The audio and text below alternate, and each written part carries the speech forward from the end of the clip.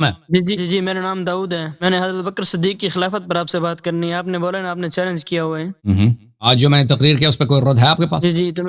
میں میرے پاس کچھ سوالات ہیں، میں ان سوالات کا آپ جواب دے دیں. اچھا آج دیکھیں، ابھی ابو بکر نے جب بدر کے مقام پہ مشورہ دیا تھا، کچھ کہا تھا، پیغمبر صلی اللہ علیہ وسلم نے اسے منہ پھیر دیا تھا. پیغمبر صلی اللہ علیہ وسلم نے جو ابو بکر عمر سے منہ پھیرا ہے، یہ صحیح کیا غلط کیا؟ آپ میرے سوالوں کا جواب دینا. میں آپ کو سوال کر رہا ہوں، آپ کا کیا ایمان ہے؟ پیغمبر غلط کرتا ہے یا صحیح کرتا ہے؟ آپ میرے سوالوں کا جواب دینا. پیغمبر غلط کرتا ہے یا صحیح کرتا ہے؟ یہ مشکل سوال ہے بھائی، یہ مشکل سوال ہے مولوی صاحب کے لیے کہ پیغمبر نبی صلی اللہ علیہ وسلم نے غلط کیا صحیح کیا؟ پیغمبر تو ہماری آنکھوں کا سر کا تاج ہے. پیغمبر صحیح کرتے ہیں. پیغمبر کی صحیح کیا؟ منہ پھیرا ہے ابو بکر سے، منہ پھیرا ہے، صحیح کیا؟ اللہ کے حکم کے مطابق منہ پھیرا ہے نا، گناہ تو نہیں کیا نا؟ تو اسی پیغمبر نے اپنی ابو بکر عمر سے جب منہ پھیرا ہے تو اللہ کے حکم کے مطابق پھیرا ہے یا کسی اور لیے پھیرا ہے؟ میں آپ میری باتوں کا جواب تو دیں، میرے سوال کا جواب تو دیں. آپ اپنا موضوع آپ چینج نہ کریں نا. میں نے 1 گھنٹے پہ نفل 1 گھنٹہ میں نے یہاں پہ محنت کی ہے. آپ جا کے یہاں پہ آنا چاہتے ہیں، موضوع چینج کرنا. میرے سوال کے پہلے جواب دے دو. کہہ دو نہیں ہے، اگر کہتے ہو نہیں ہے تو میں آپ کے سوال کے جواب دوں گا. اگر پیغمبر صلی اللہ علیہ وسلم نے صحیح کیا ہے، دیکھو قرآن نے فرمایا ہے وَأَعْرِضْ عَنِ الْمُشْرِكِينَ. قرآن نے فرمایا کہ منافقین سے منہ پھیر دو. قرآن نے کبھی نہیں بولا کہ مومن مسلمان سے منہ پھیر دو. ابو بکر عمر کس کیٹیگری میں آتا ہے بتاؤ.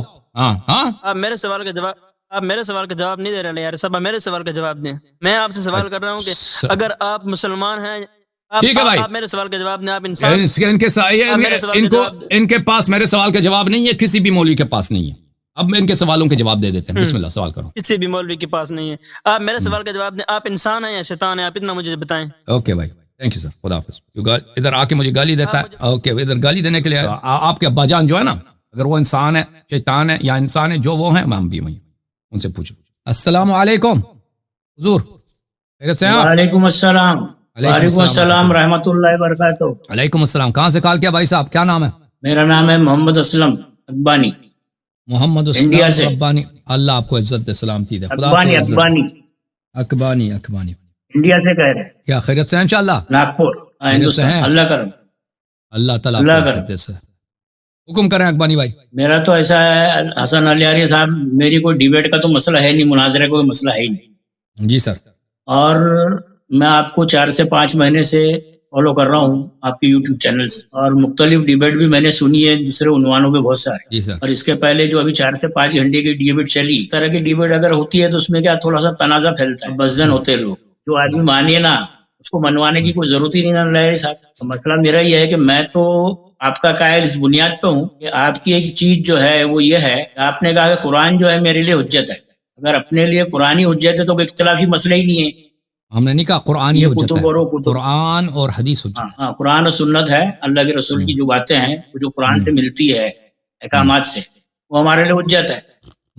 تو میں نے سوچا کہ آپ سے کچھ جو آیتیں ہیں قرآن مجید کی وہ مجھے سمجھنی ہے کہ اللہ تعالیٰ نے ان کے بارے میں کیا بیان کیا، اس کے اندر کیا حکم ہے، اور اس کی جو ترجمانی اللہ کے فضل سے آپ کریں گے ہمارے لیے. بس یہی ہم آپ سے چاہتے ہیں. ٹھیک ہے، بہت ٹائم ہوگا، 2:30 سے 3 بج کے رات کے، تو مختصر گفتگو کریں گے انشاءاللہ. آگے بھی انشاءاللہ میں آپ سے کانٹیکٹ کروں گا. ابھی کچھ آیتیں ہیں قرآن مجید کے جو آپ سے میں ترجمہ سننا چاہتا ہوں، اس پہ گفتگو انشاءاللہ اپن کریں گے.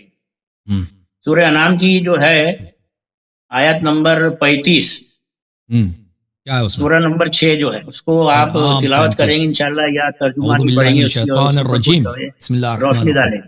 وإن كان كبر عليك إعراضهم فإن استطعت أن تبتغي نفقا في الأرض أو سلما في السماء فتأتيهم بآية ولو شاء الله لجمعهم على الهدى فلا تكونن من الجاهلين. کیا سوال کیا ہے آیت کے متعلق؟ بس یہ آیت کا جب انشاءاللہ ترجمہ آپ بتائیں گے. آپ کوئی سوال سے پہلے آپ نے دیکھا ہوگا نا اس آیت کو، ایسے ہی تو نہیں کیا؟ نہیں، اس میں جب آپ بتائیں گے انشاءاللہ گفتگو کریں گے، آپ اس پہ آپ کی ترجمانی جو آپ ترجمہ کرتے ہیں عربی زبان، اس کے اوپر ہی پھر گفتگو کریں گے. اس میں اللہ تعالیٰ کیا فرما رہا ہے یہ آپ سے میں سمجھنا چاہتا ہوں. جی میں آپ کو دکھا دیتا ہوں ترجمہ. سورہ انعام کی جو ہے 35 نمبر کیا ہے؟ جی سر بالکل. آیا یہ ہے، میں آیا بھی دکھانا چاہتا ہوں اور اس کا ترجمہ، ٹھیک ہے نا. آیا یہ ہے میرے محترم ناظرین، ملاحظہ فرمائیے. میں اب فل پیج کرتا ہوں تاکہ سب کو نظر آ جائے. وَإِن كَانَ كَبُرَ عَلَيْكَ إِعْرَاضُهُمْ، اور اگر آپ کو ان کا اعراض یعنی وہ منہ پھیرتا ہے نا، بات نہیں مانتے پیغمبر صلی اللہ علیہ وسلم، قرآن گزرتا ہے. فَإِنِ اسْتَطَعْتَ أَن تَبْتَغِيَ نَفَقًا فِي الْأَرْضِ، تو اگر آپ کو یہ قدرت ہے کہ زمین میں کوئی سرنگ یا آسمان میں کوئی سیڑھی ڈھونڈ لو، پھر کوئی معجزہ لے آؤ تو کرو.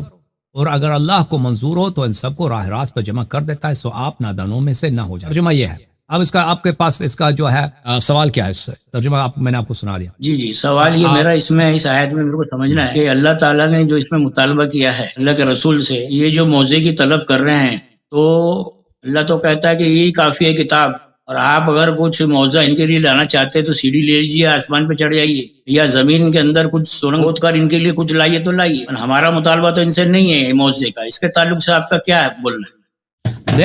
دیکھیں یہ ایک ایسی بات ہے نا، کفار اگر یہ خواہش کرتے ہیں کہ آپ زمین میں سرنگ لگائیں، زمین میں سرنگ لگانے کا کوئی فائدہ بھی نہیں. آسمان میں سیڑھی لگا دیں، سیڑھی کتنی لمبی ہوگی؟ 1 میل 2 میل، 1 میل 2 میل اوپر کچھ بھی نہیں، 3 میل 4 میل ایک آدمی سیڑھی رکھتا ہے اوپر چلا جاتا ہے. یہ بات تو عجیب ہے کہ بھائی سیڑھی لگا دی اوپر چڑھ جا رہا ہے. 4 میل سے زیادہ سیڑھی انسان چڑھ بھی نہیں سکتا نا. سیڑھی لگا دیں، اس سے ان چیزوں سے اس کا کوئی فائدہ نہیں ہے. یہ لوگ ایمان نہیں لانے والے. اگر ان چیزوں کا کوئی فائدہ ہوتا تو کیونکہ نبی صلی اللہ علیہ وسلم کے معجزات ہوتے، لیکن یہ کفار اگر کہہ دیں کہ بھائی کہ تم زمین میں سوراخ کر دو، زمین میں سرنگ لگاؤ، زمین کے اندر چلے جاؤ، کہ خواہشات، اس طرح کے خواہشات کو پورے کرنے کا کوئی فائدہ نہیں ہے. یہ ان سے آپ کیا کریں؟ بھلے ولا تکونن من الجاہل، ان سے آپ اعراض کریں، ان کے ساتھ نہ رہیں. ٹھیک ہے نا. کافر جو بھی آپ سے مطالبہ کریں کہ بھائی آپ زمین میں سوراخ کر دو، آسمان میں سیڑھی لگا، اوپر چلے جاؤ.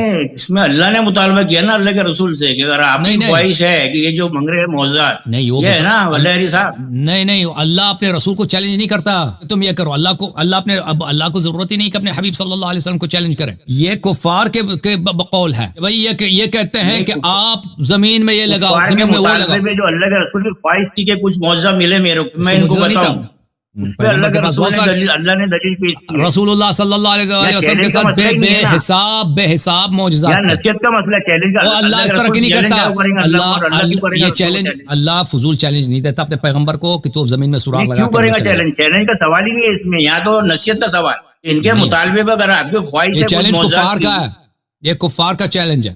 ان کے ایسے کفار کا چیلنج ثابت ہوتا ہے، اس میں بتائیے.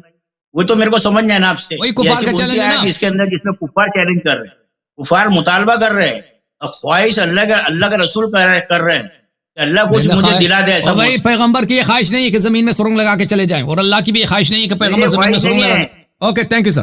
یہ اللہ کی خواہش ہے، اور نبی صلی اللہ علیہ وسلم کی خواہش ہے کہ زمین میں سرنگ لگا کے چلے جائیں. یہ کفار تھے پاگل ٹائپ کے نا، وہ بیٹھ کے آپ معجزہ کر دو مثلا، یہ فلان معجزہ آپ کا پسند نہیں، ہمیں یہ معجزہ دے دو، زمین میں سوراخ کر کے اندر چلے جاؤ، آسمان میں سیڑھی لگا کے اوپر چلے جاؤ. یہ کفار کی باتیں ہیں، نبی صلی اللہ علیہ وسلم کی باتیں. اچھا اس کے علاوہ بھی آپ کے